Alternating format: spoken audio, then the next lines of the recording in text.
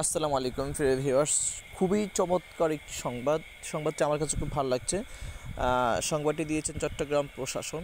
আমার মনে হয় এই প্রতিটা বিভাগীয় শহর এবং জেলা শহরের প্রত্যেকটা উপজেলাতে এই ধরনের নিয়ম করা উচিত যে এসএসসি 2026 নির্বাচনী পরীক্ষায় দুই একটা বিষয় যদি কেউ ফেল করে অকৃতকার্য হয়, তাহলে এসএসসি ফাইনাল পরীক্ষার জন্য তাকে ফর্ম ফিল আপে অ্যালাউ করা যাবে না।